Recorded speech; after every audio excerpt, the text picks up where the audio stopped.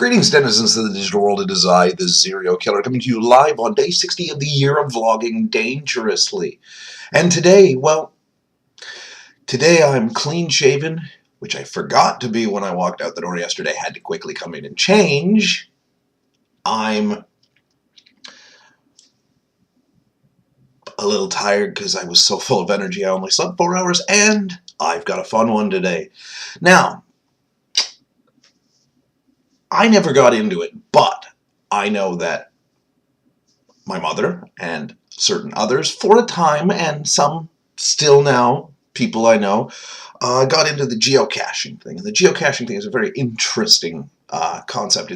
It's an idea that someone would place a box somewhere somewhere hidden off in the distance, not in the distance, but somewhere off the beaten path slightly, but in an area that people that is accessible, like a park or by the side of a highway in an old development, and they would tag the location with the GPS, just a little cheap common GPS. At the time they maybe weren't so cheap as I remember doing it. Yes, I'm obsessing because I got something right here. Okay. But anyway, and then they would go and they would post on a geocaching forum or a website or whatever the location. And they would leave a few little knickknacks in there and a log. And other people in the area or who were passing through would go and they would use the GPS coordinates and the hint that they were given, and they would go find the box. And they would open it and they would put something in, take something out, and sign the log. This is the spirit of it, to my understanding. Now, of course, there were jerks and there were people that did stupid things, and sometimes it became bad, but there were good things that came out of it. Very good things, fun things, amazing things. And one of those amazing things coincides with one of my favorite webcomics of all time. I'm a webcomic fan. I read them. I read 4 or 5 a day. I read Bearmageddon every week because it's weekly. I read Something Positive because it's disturbed, twisted, and nasty. Read Questionable Content for some reason. I don't know why, because it's a indie music romance comic. Maybe I like the being exposed to new music, or maybe I like the fact that it's got a robot with a laser in its navel that can destroy a car. Yeah.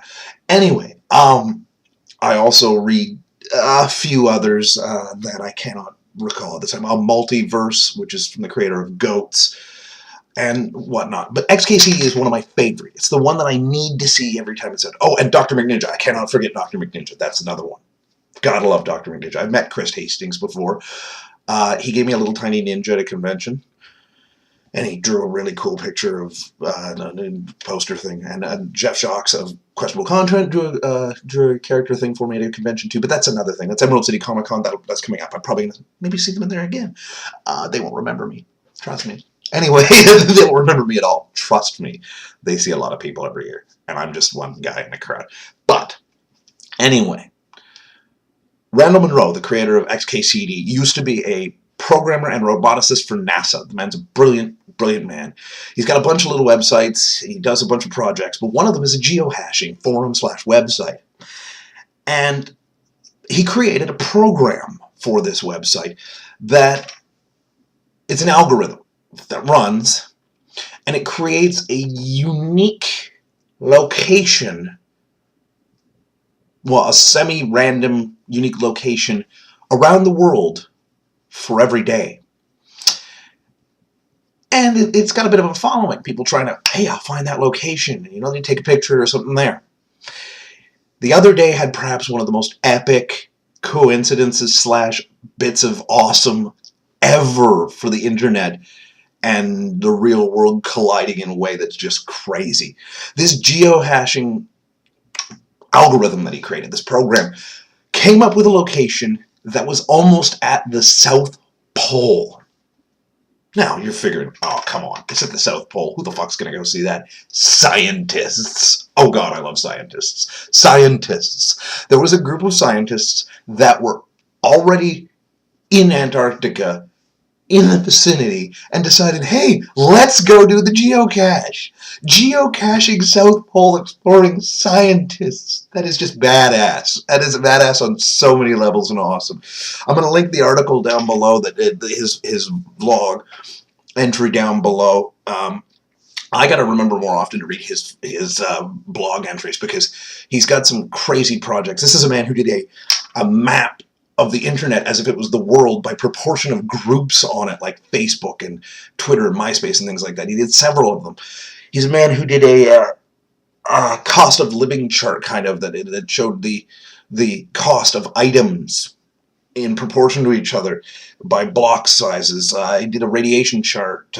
He's done all sorts of amazing little projects. And at the same time, he does a fun webcomic that just is crazy and goofy, and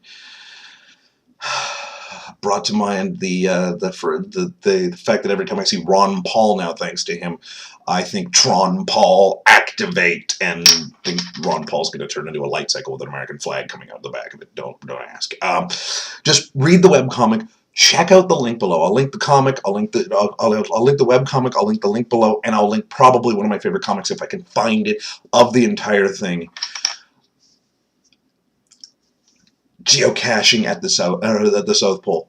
Amazingly epic. Awesome. I don't use the word epic to describe things often unless I'm joking. This is a true feat. Anyway, I've been over the 6-minute mark now, so I have been the Zero Killer. I have to go to work. If you've got questions, comments, concerns, or death threats, you know where to put them. Put them in the comment section below.